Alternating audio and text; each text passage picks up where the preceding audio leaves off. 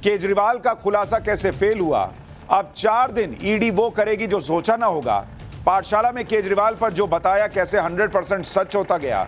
खुद को बचाने के चक्कर में केजरीवाल ने सिसोदिया और संजय सिंह को फंसा दिया है क्या। और केजरीवाल ने कोर्ट में क्या कह दिया कि सुनीता केजरीवाल का झूठ पकड़ा गया। राष्ट्रपति शासन लगने की तारीख आने वाली है, यानी केजरीवाल पर पहला और कंप्लीट चैप्टर।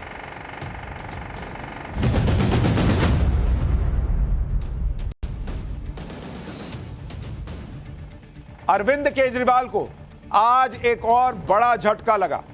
उन्हें अभी 4 दिन और ईडी की रिमांड में रहना होगा, क्योंकि कोर्ट ने केजरीवाल की रिमांड बढ़ाने की ईडी की अर्जी को मान लिया और केजरीवाल को 1 अप्रैल तक ईडी की रिमांड में भेज दिया गया है। केजरीवाल आज पूरा माहौल बनाकर कोर्ट गए थे कि वो कोर्ट में जाएंगे और कुछ बड़ा खुलासा कर देंगे, जिससे पूरा केस ऐसा लग रहा था जैसे माहौल तो ऐसा ही बना रहे थे कि जैसे केस ही खत्म हो जाएगा।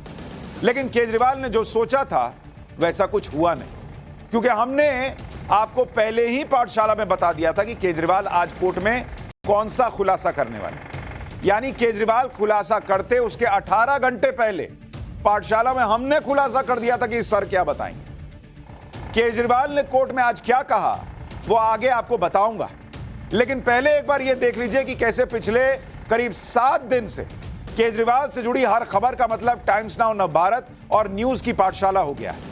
हमने पाठशाला में जो जो बताया केजरीवाल पर कैसे वो 100% सही हुआ, आज इसकी भी तस्दीक हो गई। जैसे हमने मंगलवार को ही आपको बता दिया था कि ईडी ने केजरीवाल और मनीष सिसोदिया के सचिव रहे सी अरविंद को आमने सामने बिठाकर पूछताछ की है, और आज ईडी ने रिमांड कॉपी में बताया कि सी अरविंद का केजरीवाल से आमना सामना कराया गया था। यानी जो हमने बताया वो हुआ। हमने आपको ये एक्सक्लूसिव जानकारी भी दी थी कि अरविंद केजरीवाल अपने 2 फोन का पासवर्ड ईडी को नहीं बता रहे। आज ईडी ने भी कोर्ट में यही कहा कि जांच में सहयोग नहीं कर रहे केजरीवाल, उन्होंने अपने मोबाइल का पासवर्ड नहीं दिया है। यानी जो हमने बताया वही हुआ। 21 मार्च यानी जिस दिन अरविंद केजरीवाल गिरफ्तार हुए थे उस दिन भी हमने आपको बताया था कि केजरीवाल करीब रात 9 से 10 के बीच में गिरफ्तार हो सकते हैं। कोर्ट में ईडी ने भी अरविंद केजरीवाल की गिरफ्तारी का टाइम 9:05 ही बताया। हमने आपको यह एक्सक्लूसिव जानकारी भी दी थी कि ईडी अरविंद केजरीवाल के स्वास्थ्य का अच्छे से ध्यान रख रही है, उनके पास डॉक्टर रहते हैं, सारी सुविधा है। आज कोर्ट में अरविंद केजरीवाल ने भी इस बात को माना और कोर्ट के सामने ईडी के अधिकारियों और दूसरे स्टाफ्स का धन्यवाद दिया। यानी एक एक खबर जो हम आपको बताते गए वही खबर सही साबित हुई। यानी केजरीवाल से जुड़ी खबर आपको अगर देखनी है सटीक और सबसे पहले तो टाइम्स नाउ नवभारत। कल ही हमने आपको बताया था कि केजरीवाल कोर्ट में जो बड़ा खुलासा करने का दावा कर रहे हैं वो कोई खुलासा नहीं होने वाला। सब चला रहे थे कि अरे खुलासा होगा खुलासा होगा। हमने आपको बताया कि खुलासा नहीं होगा बॉस, वही पुरानी बातें होंगी जो सबको पता है। हमने पाठशाला में आपको बताया था कि केजरीवाल आज जब कोर्ट में पेशी के लिए जाएंगे तो चुनावी बॉन्ड की बात करेंगे, शरद रेड्डी का नाम लेंगे, क्योंकि जो बाहर के नेता हैं वो माहौल बना नहीं पा रहे तो केजरीवाल कोर्ट में कहेंगे ताकि माहौल बने। जो हमने 18 घंटे पहले कहा वही आज केजरीवाल ने कोर्ट में जाके कर दिया। केजरीवाल ने आज अपने बचाव में कैसे चुनावी बॉन्ड का जिक्र किया, शरद रेड्डी का नाम लिया, वो आप सुन लीजिए, क्योंकि केजरीवाल ने कोर्ट में जो बातें की उसका एक ऑडियो भी आ गया। उस ऑडियो का वो हिस्सा सुनिए जिसमें केजरीवाल चुनावी बॉन्ड और शरद रेड्डी की बात कर रहे हैं, जो हम आपको कल ही बता चुके थे। फिर आगे बताऊंगा कि केजरीवाल ने और क्या क्या कहा है जिससे उनके ही लोगों की मुश्किलें बढ़ेंगी। असली शराब घोटाला शुरू होता है ईडी की जांच के बाद। जब ईडी की जांच शुरू हो जाती है, ईडी की जांच के 2 मकसद हैं। एक स्मोक स्क्रीन क्रिएट करना पूरे देश के सामने, आम आदमी पार्टी ने चोरी की है, आम आदमी पार्टी भ्रष्टाचारी है, आम आदमी पार्टी ने शराब घोटाला किया, और उसके पीछे एक्सटॉर्शन रैकेट करना जिसके जरिए वो एक्सटॉर्शन रैकेट करना जिसके जरिए वो पैसे इकट्ठे कर रही है। मैं आपको सबूत दे रहा हूँ। शरद रेड्डी के केस में शरद रेड्डी को बेल 2 वजह से मिली। एक, शरद रेड्डी ने मेरे खिलाफ स्टेटमेंट दिया और शरद रेड्डी ने अरेस्ट होने के बाद 55 करोड़ रुपए का चंदा बीजेपी को दिया। 55 करोड़ रुपए के bonds arrest, so he bought his bail ma'am, he bought his bail. Then now the money trail is clearly established Money trail is clearly established. Ma'am, just last 1 minute. Last 1 minute. The money trail is established, ma'am. उसने अपनी bell arrest होने के बाद 55 करोड़ रुपए का चंदा BJP को दिया, बीजेपी के अकाउंट में सीधा गया. मनी ट्रेल इज एस्टैब्लिश्ड और यही पूरी जांच का मकसद था. एक तरफ आम आदमी पार्टी को क्रश करना, एक स्मोक स्क्रीन क्रिएट करना, भ्रम का पर्दा और पीछे से एक्सटॉर्शन करना. अब कल की पाठशाला याद कीजिए, यही बात हमने आपको कही थी कि यही बात इनके लोग बाहर कह रहे हैं, यही बात ये अंदर जाकर कहेंगे ताकि खबरें बने, हेडलाइन बने, उस पर चर्चा हो. और हमने तो आपको यह भी बताया था कि इस बात में कैसे फैक्ट्स मिसिंग है, कैसे 5 करोड़ के चंदे के बाद भी ईडी शरद रेड्डी के जमानत का विरोध करती रही और कैसे अभी 2024 में भी उसे विदेश न जाने देने के लिए कहती रही और कहती रही कि भैया ये आदमी इसमें गुनहगार है, भले गवाह बन गया है लेकिन है गुनहगार. हालांकि कल से आम आदमी पार्टी ने यह माहौल बनाया हुआ था कि आज तो अरविंद केजरीवाल बहुत बड़ा खुलासा कर देंगे, ऐसा खुलासा जिससे देश हिल जाएगा. लेकिन अरविंद केजरीवाल ने आज जो खुलासा किया वो कमोबेश वैसा ही था जैसा किसी ने कहा था कि मैं संसद में बोलूंगा तो धरती कांपेगी, भूकंप आ जाएगा. कमोबेश मैचिंग वाला था.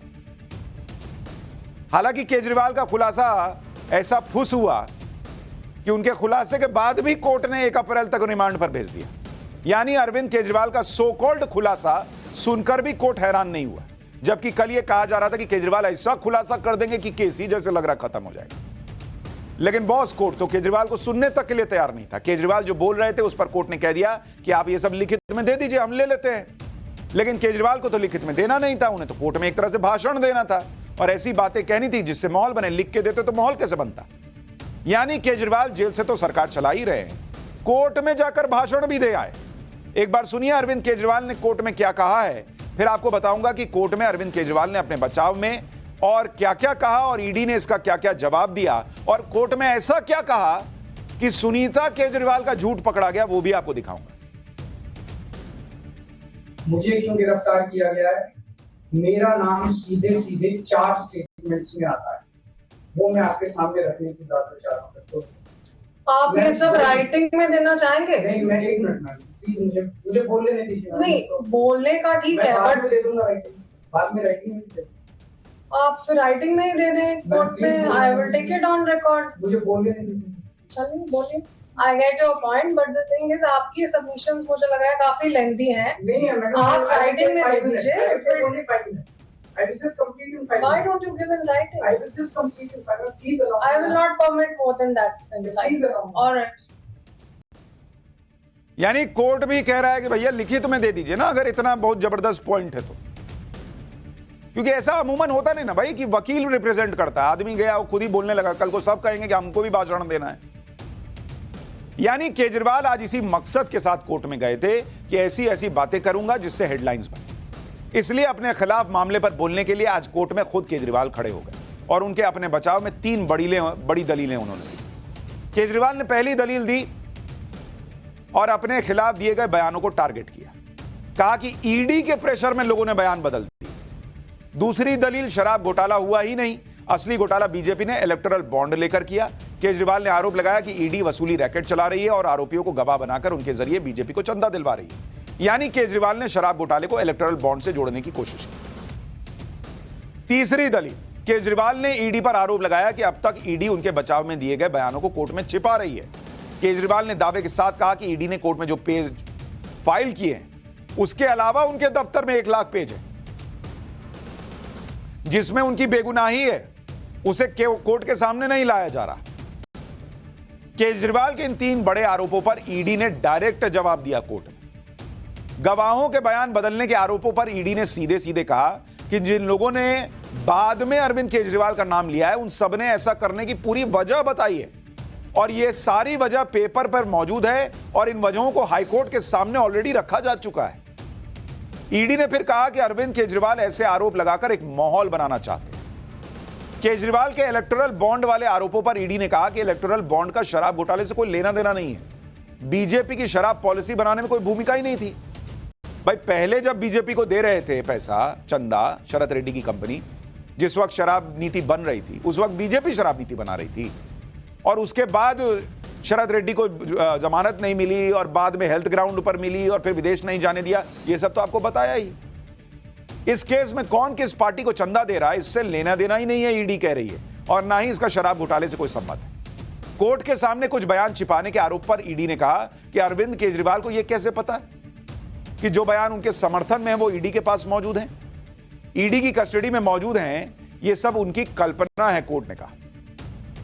अरविंद केजरीवाल ने आज कोर्ट के सामने मनीष सिसोदिया के सचिव रहे सी अरविंद का भी नाम लिया।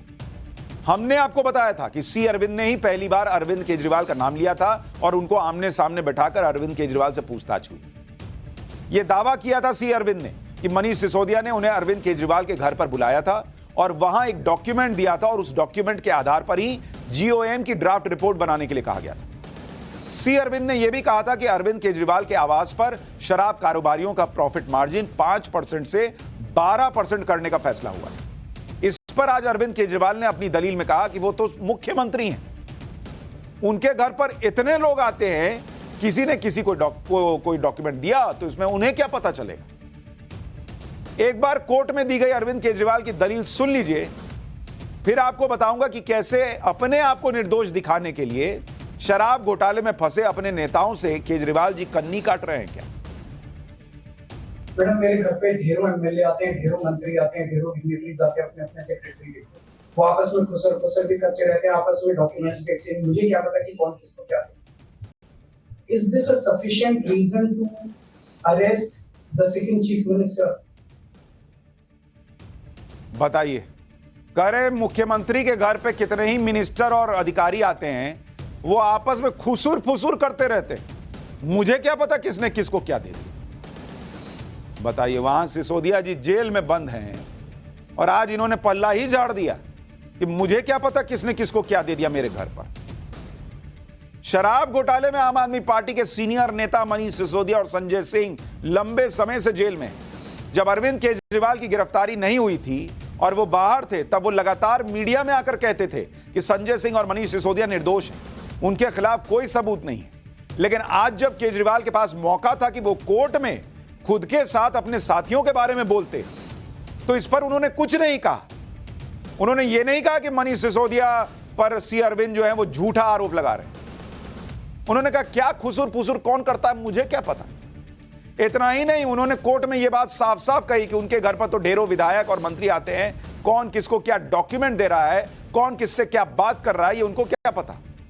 यानी दूसरे शब्दों में अरविंद केजरीवाल ने यह कह दिया कि मनीष सिसोदिया ने अपने सचिव रहे सी अरविंद को क्या डॉक्यूमेंट दिए और उनके घर पर क्या बातचीत हुई, उन्हें यह नहीं पता। और दूसरी बड़ी बात यह है कि अरविंद केजरीवाल ने कोर्ट में इस बात का कहीं भी खंडन नहीं किया कि शराब नीति को लेकर उनके सीएम आवास पर सी अरविंद से कोई मुलाकात नहीं हुई थी। आज बोलते कोर्ट में खड़ा होकर कि सी अरविंद आ ही नहीं थे, मनीष सिसोदिया था ही नहीं। आपने तो झाड़ दिया बॉस कि मुझे क्या पता कौन क्या खुसुर फुसुर कर रहा है, किसको क्या डॉक्यूमेंट दे रहा है। और अगर विधायक और अधिकारी आते, आपके घर पे क्यों आके फाइल देते हैं भाई। मान लीजिए मनीष सिसोदिया को देना है कोई फाइल, तो अपने ही घर पे दे देंगे, मुख्यमंत्री से बात करने आए होंगे उस पर, तभी ना वहां बुलाए होंगे। कोर्ट में आज अरविंद केजरीवाल ने बार बार इस बात पर जोर दिया कि वो तो सिटिंग सीएम है, उन्हें क्यों गिरफ्तार किया गया। केजरीवाल की इस दलील पर भी ईडी ने जवाब दिया, कहा कि ईडी मुख्यमंत्री और आम आदमी में फर्क नहीं करती बॉस। जो आम आदमी होने का दावा करते हैं उनको आज लगने लगा है कि वो मुख्यमंत्री हैं, लेकिन ईडी कह रही है कि आप मुख्यमंत्री हो या आम आदमी हो, हमको क्या है भाई। मुख्यमंत्री होने की वजह से उन्हें कोई स्पेशल ट्रीटमेंट नहीं मिलने वाला है। अरविंद केजरीवाल की रिमांड कोर्ट ने और बढ़ा दी। कोर्ट में केजरीवाल की रिमांड मांगने के लिए ईडी ने जो दलीलें दी, जो आधार बताया, वो भी आपको जानना चाहिए। ईडी ने कोर्ट को बताया कि अरविंद केजरीवाल सवालों को सही से जवाब नहीं दे रहे, जानबूझकर जांच में सहयोग नहीं कर रहे, अपने मोबाइल और बाकी डिवाइस के पासवर्ड नहीं बता रहे, जो हमने आपको पहले ही बताया था। एक मोबाइल जो केजरीवाल की पत्नी सुनीता केजरीवाल का है, उसका डेटा निकाला गया है, उसकी जांच करनी है। ईडी ने कोर्ट को बताया कि अभी कुछ और लोग भी हैं जिससे केजरीवाल का आमना सामना कराना है। इसमें कुछ ऐसे भी लोग हैं जिन्हें गोवा से समन किया गया है। इधर ईडी ने शराब घोटाला मामले में गोवा में आम आदमी पार्टी के नेताओं से भी पूछताछ शुरू कर दी। आज ही ईडी ने आम आदमी पार्टी के गोवा अध्यक्ष अमित पालेकर और 3 दूसरे लोगों से पूछताछ की। ईडी ने अमित पालेकर से मामले से जुड़ा हुआ सारा डेटा लाने के लिए कहा था। पूछताछ के बाद अमित पालेकर ने भी कहा कि ईडी जो भी डेटा मांग रही है उसे देने में कोई दिक्कत नहीं। अमित पालेकर ने कहा कि ईडी अपना काम कर रही है, वो एक नागरिक होने के नाते अपना काम कर रहा है। ईडी ने आम आदमी पार्टी के नेताओं से 7 घंटे से भी ज्यादा समय तक पूछताछ की, उसके बाद सभी को वापस भेज दिया। केजरीवाल से रिमांड के दौरान ईडी ने जो पूछताछ की, उसकी जानकारी जैसे जैसे सामने आएगी वैसे वैसे केजरीवाल की मुश्किल पड़ सकती है, क्योंकि अभी 4 ऐसे फैक्टर हैं जिनके खुलने से केजरीवाल और मुसीबत में पड़ सकते हैं। जैसे पहला फैक्टर, गोवा आम आदमी पार्टी की फंडिंग डिटेल। केजरीवाल के रिमांड के दौरान ही ईडी ने गोवा के आम आदमी पार्टी के नेता से भी पूछताछ की, जिसने कबूल किया है कि चुनाव के लिए पैसे दिल्ली से मैनेज होते थे। आज गोवा में आम आदमी पार्टी के नेताओं से ईडी ने पूछताछ की और उनसे पार्टी की फंडिंग की सारी जानकारी मांगी। इन जानकारियों और बयानों से ईडी को और भी पुख्ता सबूत मिल सकते हैं। दूसरा फैक्टर, शीश महल से मिले डिजिटल डिवाइस की डिटेल। ईडी को केजरीवाल के घर से जो डिजिटल डिवाइसेस मिले थे, उनकी जांच चल रही है और इन डिवाइसेस से जो डेटा निकलेगा उसका विश्लेषण किया जाएगा, जिससे हो सकता है कि शराब घोटाले से जुड़े कुछ सुराग मिले। तीसरा फैक्टर, सीएम आवास की डिजिटल विजिटर्स डिटेल। शराब घोटाले को लेकर ईडी का आरोप है कि शराब नीति को लेकर सीएम आवास में बैठक हुई थी। सीएम आवास की ऑनलाइन विजिटर्स रजिस्टर्स की डिटेल से हो सकता है कि सी अरविंद और अन्य लोगों के सीएम आवास पर आने जाने के सबूत मिल जाए। चौथा फैक्टर, पंजाब के आबकारी विभाग की जांच। ईडी ने पंजाब के सीनियर एक्साइज अधिकारियों को भी समन किया है। ईडी का आरोप है कि पंजाब के आबकारी विभाग की तरफ से दिल्ली के शराब व्यापारियों को रिश्वत देने के लिए डराया और धमकाया गया। रिश्वत नहीं देने पर पंजाब में इन व्यापारियों की फैक्ट्री बंद कर दी गई। इन अधिकारियों से ईडी पूछताछ करने वाली है और इस मामले से जुड़े डॉक्यूमेंट्स की भी जांच करने वाली है। इससे भी केजरीवाल की मुश्किलें बढ़ सकती हैं अगर ये आरोप सही साबित होते हैं। आज अरविंद केजरीवाल की पत्नी सुनीता केजरीवाल भी कोर्ट आई थी।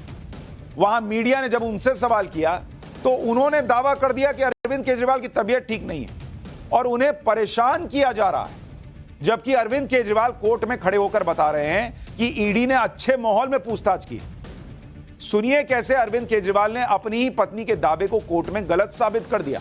सुनिए जरा। तबीयत अभी ठीक नहीं चल रही है, उनके शुगर लेवल्स बड़े इरेगुलर चल रहे हैं, उनको बहुत परेशान किया जा रहा है, बहुत तंग कर रहे हैं उनको। इनकी तानाशाही नहीं चल पाएगी, जनता इसका जवाब देगी। मैम, ये सबसे पहले तो मैं ईडी के ऑफिसर्स का और कर्मचारियों का शुक्रिया अदा करना चाहता हूँ। इन्वेस्टिगेशन हुई है वो बहुत कोऑर्डिनेट एटमॉस्फेयर में हुई है। यानी कोर्ट के अंदर ईडी के खिलाफ सुनीता केजरीवाल जो माहौल बना रही थी वो तो ध्वस्त हो गया और इससे साफ हो गया कि कैसे ये लोग बात करते हैं। केजरीवाल कोर्ट में खड़े होकर कह रहे हैं कि ईडी के अधिकारियों का धन्यवाद करता हूं, बहुत अच्छे माहौल में पूछताछ हो रही है। और सुनीता जी मीडिया के सामने कह रही हैं कि इनको परेशान किया जा रहा है, शुगर ऊपर नीचे हो रहा है। देख रहे हैं आप। अच्छा, बाहर सड़क पर भी अरविंद केजरीवाल के खिलाफ आम आदमी पार्टी का माहौल ठंडा दिख रहा है। जैसे आज आम आदमी पार्टी ने अपने 5 लोगों को आईटीओ मेट्रो स्टेशन पर खड़ा कर दिया। मैं भी केजरीवाल वाला बैनर थमा दिया। 5 कार्यकर्ताओं का वीडियो डालकर पार्टी ने ट्विटर पर क्या लिखा, पूरी दिल्ली बोल रही है मैं भी केजरीवाल, और बाइसेप्स का फोटो लगा दिया। 5 लोग, गिन के 5 लोग हैं। 5 कार्यकर्ताओं को खड़ा करके आम आदमी पार्टी दावा कर रही है कि पूरी दिल्ली केजरीवाल के साथ खड़ी है। सोचिए, यह हालत है आज की डेट। और इस वक्त एक और बड़ी खबर आ रही है कि केजरीवाल को कोर्ट से कुछ और लोगों से मिलने की इजाजत मिल गई है। इस वक्त की बड़ी खबर आपको बता दूं, हिरासत में केजरीवाल को अपनी बेटी से मिलने की इजाजत मिली है। आम आदमी पार्टी के सांसद संदीप पाठक से भी मिलने की कोर्ट ने इजाजत दे दी है। तो यह बड़ी खबर। अभी इससे पहले अरविंद केजरीवाल सिर्फ अपनी पत्नी और अपने सेक्रेटरी विभव कुमार से मिल पाते थे और वकीलों से। अब अरविंद केजरीवाल अपनी पत्नी के अलावा, पर्सनल सेक्रेटरी से मिलने के अलावा अपनी बेटी से मिल पाएंगे और एक विधायक से भी मिल पाएंगे, सांसद से माफ कीजिएगा, मिल पाएंगे। उधर केजरीवाल ईडी की रिमांड में हैं और उनके नेता लगातार ऐसे बयान दे रहे हैं जिनका कोई सिर पैर ही नहीं दिखता। इतना ही नहीं, आम आदमी पार्टी के नेता तो अपने बयानों में हाईकोर्ट तक का हवाला दे रहे हैं। आप देखिए कि अरविंद केजरीवाल के खिलाफ दिल्ली हाईकोर्ट में याचिका लगाई गई कि केजरीवाल को मुख्यमंत्री पद से हटाया जाए। इस याचिका पर हाईकोर्ट में सुनवाई हुई। याचिका में कहा गया था कि केजरीवाल पर घोटालों के आरोप हैं, उन्हें सीएम पद से हटा दीजिए सर। इस पर हाईकोर्ट ने याचिका में लगाए गए आरोपों पर टिप्पणी करने से इनकार करते हुए याचिका खारिज कर दी, क्योंकि जिसने याचिका लगाई उसने कहा कि भाई इनके पास फाइल वाइल आएगी, बड़ी दिक्कत हो जाएगी। कुछ गड़बड़ कर दिया था। दिल्ली हाईकोर्ट ने याचिका के आरोपों पर तो कुछ नहीं कहा, लेकिन जेल से सरकार चलाने को लेकर अहम कमेंट की। वो कमेंट क्या है आपको बताऊंगा, लेकिन उससे पहले देखिए कि आम आदमी पार्टी कैसे माहौल बनाने लगी। जैसे हाईकोर्ट ने केजरीवाल को जेल से सरकार चलाने की मंजूरी दे दी, आम आदमी पार्टी ने सोशल मीडिया पर पोस्ट किया और उसमें लिख दिया कि तानाशाह सुन लो कान खोलकर। अब कोर्ट ने भी कह दिया दिल्ली सरकार जेल से ही चलेगी। यानी आम आदमी पार्टी के हिसाब से हाईकोर्ट ने कह दिया हो मानो कि केजरीवाल जेल से सरकार चलाएंगे। सौरभ भारद्वाज ने तो यहां तक कह दिया कि याचिका खारिज करने के साथ ही हाईकोर्ट ने बीजेपी और एलजी की सारी बातों को भी खारिज कर दिया। सुनिए सौरभ भारद्वाज को, फिर आपको बताता हूं कि हाईकोर्ट ने याचिका खारिज करने के समय असल में कमेंट किया क्या है और ये क्या माहौल बना रहे हैं। माथा पीट लीजिएगा, फिर आप देखिएगा सच्चाई क्या है। तो हाईकोर्ट ने कहा कि आप मुझे संविधान के अंदर वो आर्टिकल दिखाइए, कानून की वो धारा दिखाइए जो ये कहती हो कि मुख्यमंत्री अगर हिरासत में हो तो वो मुख्यमंत्री नहीं रह सकते। ये बात हाईकोर्ट ने उनसे कई बार पूछी।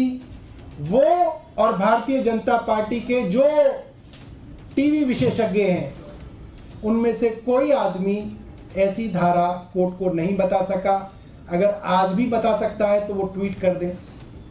उसके बाद कोर्ट ने कहा जब आपके पास कोई कॉन्स्टिट्यूशनल प्रोविजन ही नहीं है, आपकी इन दलीलों के पीछे कोई कानून है ही नहीं, लिहाजा आपकी इस पीआईएल को डिसमिस किया जाता है, बर्खास्त किया जाता है और इसी पीआईएल के साथ भारतीय जनता पार्टी और एलजी साहब की सारी बातों को हम बर्खास्त करते हैं, खारिज करते हैं। सुन लिया आपने, इनका वर्जन सुन लिया आपने कि कोर्ट ने क्या कहा। आम आदमी पार्टी के नेता किस तरह माहौल बनाते हैं अभी आपको सुनीता केजरीवाल वाले मामले में दिख गया। लेकिन अब इसका मामला भी देखिए। आम आदमी पार्टी के नेता केजरीवाल को हटाने वाली याचिका खारिज होने की बातें तो कर रहे हैं, लेकिन यह नहीं बता रहे कि हाईकोर्ट ने याचिका खारिज करने के दौरान असल में क्या क्या कहा। आपको हाईकोर्ट ने जो कहा है वो बताता हूं। हाईकोर्ट ने कहा कि केजरीवाल के सीएम बने रहने को लेकर व्यवहारिक कठिनाइयां आ सकती हैं, लेकिन कोई कानूनी मनाही नहीं है, ये तो सब कह रहे हैं। हाईकोर्ट ने आगे कहा कि इस मामले में न्यायिक दखल की जरूरत नहीं है। अगर कोई संवैधानिक विफलता होती है तो उसे उपराज्यपाल देखेंगे और उनकी सिफारिश पर ही राष्ट्रपति शासन लगाने को लेकर राष्ट्रपति फैसला ले सकते हैं। यानी हाईकोर्ट उस डोमेन में नहीं घुसना चाह रहा जो कार्यपालिका का मामला है। हाईकोर्ट ने यह भी कहा कि दिल्ली के घटनाक्रम पर कोर्ट ने उपराज्यपाल का बयान अखबारों में पढ़ा है। यह पूरा मामला उपराज्यपाल के संज्ञान में है। उपराज्यपाल को ही इस मामले में दखल को इस मामले को देखने दीजिए। वो कह रहे हैं, उन्होंने कहा कि एलजी का हटा दिया, बीजेपी को हटा दिया, सब खारिज कर दिया। कोर्ट कह रहा है कि एलजी को मामला देखने दीजिए, न्यायपालिका को इसमें नहीं घुसने की जरूरत है। हाईकोर्ट ने कहा कि राष्ट्रपति शासन लगाने का आदेश कोर्ट नहीं देता है, तो कोर्ट कैसे हटाएगा। यानी कोर्ट ने यह बिल्कुल नहीं कहा कि केजरीवाल जेल से सरकार चला सकते, बल्कि यह कहा कि यह कोर्ट के अधिकार क्षेत्र से बाहर है। और कोर्ट ने यह भी कहा कि हम इस पर इसके मेरिट पर फैसला नहीं सुना रहे कि हां भाई इनको बने रहना चाहिए या इनको हट जाना चाहिए। इस पर जो करना है वो एलजी और राष्ट्रपति करेंगे। और एलजी ने तो कल ही साफ कर दिया था कि दिल्ली की सरकार जेल से नहीं चलने दी जाएगी। सुनिए एलजी को, फिर आपको बताऊंगा कि आज केजरीवाल ने एलजी को क्या जवाब दिया। आप एक मीडिया नेटवर्क टाइम्स नाउ के समिट पर आए हैं, तो एक हेडलाइन तो बनती है। तो दिल्ली में इस वक्त जो हाल चल रहे हैं, मैं आपसे पूछना चाहती हूं कि will all of us be bystanders? सरकार क्या जेल से चलेगी और क्या हम सब हेल्पलेस ही रहेंगे? मैं दिल्ली की जनता को एश्योर कर सकता हूं कि सरकार जेल से नहीं चलेगी। यही बात कोर्ट कह रहा है कि भाई हम क्यों इस मामले में फैसला लें जब ये कार्यपालिका को देखना है और एलजी देख रहे हैं। लेकिन आप देखिए क्या इन्होंने माहौल बनाया। आज सुनवाई के दौरान टाइम्स नाउ नवभारत के रिपोर्टर ने कोर्ट में केजरीवाल से एलजी के इस बयान पर सवाल किया। तो केजरीवाल ने क्या कहा वो भी सुनिए, फिर बताता हूं कि केजरीवाल कब तक जेल से सरकार चलाते रहेंगे। सर, LG is saying कि सरकार जो है वो जेल से नहीं चलेगी. What would you like to say on this? LG कह रहे सरकार जेल से नहीं चलेगी. ये एक पॉलिटिकल शेड्यूल है, जनता इसका जवाब देगी. अब सवाल यह है कि अरविंद केजरीवाल जो नैतिकता की बड़ी बड़ी बातें करते थे, वो कब तक मुख्यमंत्री पद से इस्तीफा नहीं देंगे और कब तक जेल से सरकार चलाने वाले बयान देते रहेंगे? इस बारे में संवैधानिक विशेषज्ञों का क्या कहना है वो आपको बताता हूं। संविधान के विशेषज्ञों के मुताबिक गिरफ्तार होने से एक मुख्यमंत्री अयोग्य नहीं हो जाता, लेकिन केजरीवाल अभी कस्टडी में है और अगर जेल जाते हैं तो केजरीवाल सिर्फ वो काम कर पाएंगे जिसकी इजाजत जेल मैनुअल में हो। केजरीवाल के सामने व्यवहारिक कठिनाई आ सकती है क्योंकि एक मुख्यमंत्री को कैबिनेट की बैठक करनी होती है, फाइलें देखनी होती हैं। भाई अभी वो कह रहे थे कि मेरे घर पर जो है कई मंत्री कई अधिकारी आके खुसुर फुसुर करके फाइल इधर उधर कर लेते हैं आपस में, मुझे क्या पता। अब वो मंत्री और अधिकारी जेल में तो नहीं आएंगे खुसुर फुसुर करने, भाई फाइलें देखनी होती हैं, अधिकारियों से सलाह भी लेनी होती है, वो जेल में कैसे होगा? ये सब करने के लिए केजरीवाल को कोर्ट की मंजूरी लेनी होगी क्योंकि इस तरह की आजादी आम कैदियों को नहीं मिलती। ऐसे में केजरीवाल के लिए मुख्यमंत्री के तौर पर काम करना प्रैक्टिकली मुश्किल होगा। मुख्यमंत्री कोई साधारण मंत्री नहीं है, मुख्यमंत्री शासन की धुरी है जो अन्य मंत्रियों की नियुक्ति की सिफारिश करता है। अगर मुख्यमंत्री को गिरफ्तार कर लिया जाता है तो वो सदन के प्रति जवाबदेह सरकार नहीं चला सकेंगे। इससे ऐसे हालात पैदा हो सकते हैं जहां सरकार संविधान के अनुसार नहीं चल सकती। सरकार आराम से चल सके इसके लिए जरूरी है कि मुख्यमंत्री जेल के अंदर नहीं बाहर रहें, भले जमानत पर बाहर। सार्वजनिक और संवैधानिक नैतिकता कहती है कि ऐसे में मुख्यमंत्री को इस्तीफा दे देना चाहिए, लेकिन अगर केजरीवाल मुख्यमंत्री बने रहते हैं तो भारत सरकार को अधिकार है कि वो राष्ट्रपति शासन लगा सकती है। और हमने कल ही आपको बताया था कि क्यों केजरीवाल पॉलिटिकली ये चाहते हैं कि राष्ट्रपति शासन लग जाए ताकि पार्टी में बगावत भी ना हो और इमोशनल कार्ड भी खेला जा सके कि देखिए मेरी सरकार छीन। अच्छा, ऐसा भी नहीं है कि केंद्र सरकार दिल्ली में सीधे राष्ट्रपति शासन की सिफारिश कर देगी। अगर राष्ट्रपति शासन लगाने की नौबत आती भी है तो केंद्र सरकार आम आदमी पार्टी को विकल्प देगी। एक्सपर्ट्स के मुताबिक केंद्र सरकार को अगर राष्ट्रपति शासन लगाना भी होगा तो ऐसा नहीं है कि केंद्र सरकार विधानसभा भंग कर देगी और दिल्ली का कंट्रोल ले लेगी।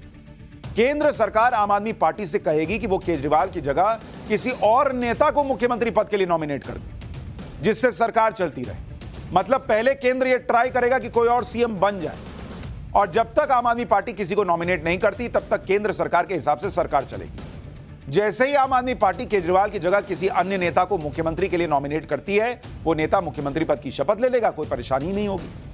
परेशानी तब होगी जब केजरीवाल या आम आदमी पार्टी ये कहेंगे कि वो किसी को मुख्यमंत्री के लिए नॉमिनेट ही नहीं करेंगे। राष्ट्रपति शासन लागू हो जाए तो हो जाए।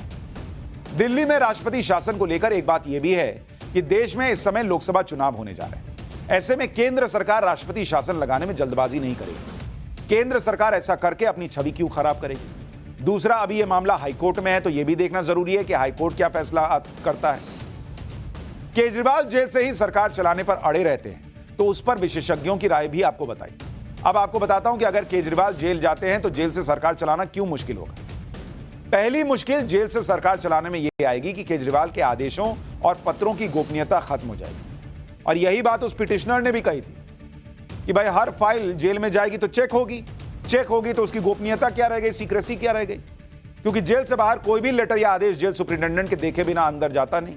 ऐसे में केजरीवाल के आदेशों की गोपनीयता ही नहीं रहेगी जो सरकार के लिए बहुत जरूरी होती है।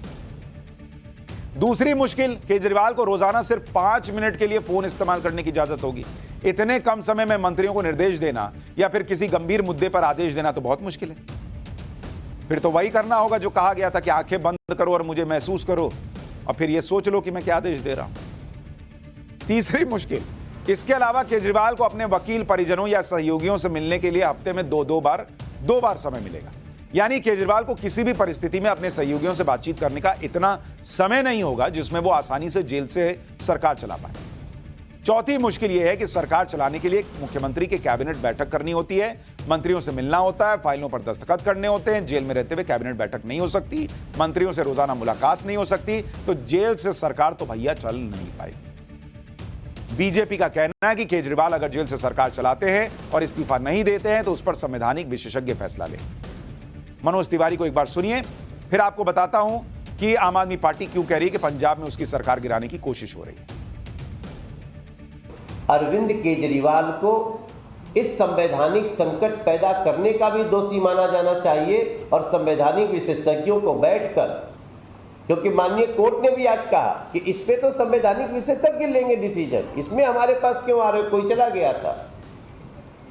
तो उनका भी संकेत है कि प्रशासनिक लोग लें और ऐसे समय में हमें पूरा विश्वास है कि संवैधानिक विशेषज्ञ बैठेंगे और दिल्ली को इस तरह से ठप करके बैठने वाले, जेल के अंदर बैठने वाले व्यक्ति के ऊपर भी कोई ना कोई कार्रवाई होगी। यानी केजरीवाल के लिए जेल से सरकार चलाना बहुत मुश्किल होगा और केजरीवाल पर नैतिकता के नाते इस्तीफा देने का दबाव भी बढ़ेगा। लेकिन आम आदमी पार्टी ने एक नया आरोप लगाकर मामले को पंजाब की तरफ डाइवर्ट करने की कोशिश की। सौरभ भारद्वाज ने कहा कि पंजाब में आम आदमी पार्टी के विधायकों को फोन आ रहे हैं, विधायकों को पैसा और पोजीशन का लालच दिया जा रहा है। सुनिए सौरभ भारद्वाज को, फिर आपको बताऊंगा कि आम आदमी पार्टी के इस आरोप में कितना दम है।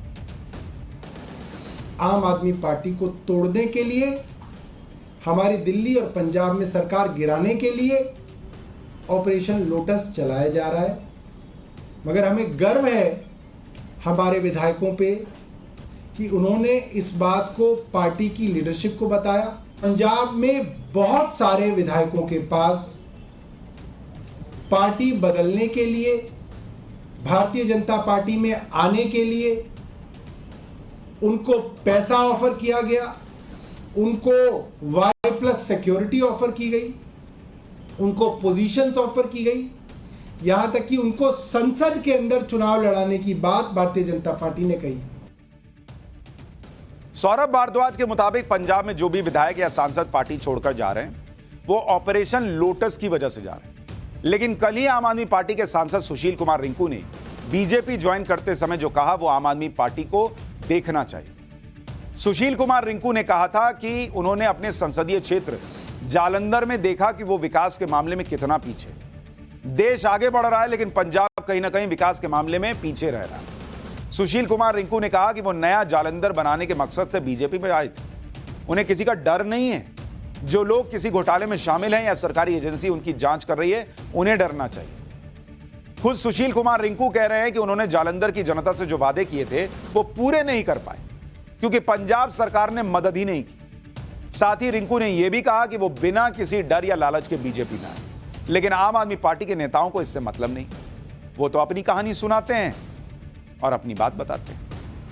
लेकिन केजरीवाल से अब अगले 4 दिन ताबड़तोड़ पूछताछ होगी और केजरीवाल से जुड़ी हर खबर दावे के साथ कह सकता हूं कि सबसे पहले आपको टाइम्स नाउ भारत पर देखने को मिलेगी और पाठशाला में भी देखने को मिलेगी। अब पाठशाला में चुनावी खबरों का चैप्टर, राहुल गांधी गायब है, मोदी योगी ने 400 सीट का क्या आधा काम पूरा कर लिया, यूपी की 80 सीटों पर क्लीन स्वीप के लिए मोदी योगी का क्या प्लान चल रहा है, ऐसा क्या हुआ कि अखिलेश के खिलाफ मुसलमानों का मोर्चा खुल जाएगा क्या, और 2024 के चुनाव की कोई खबर मिस ना होने देने वाला चैप्टर अब शुरू करते हैं।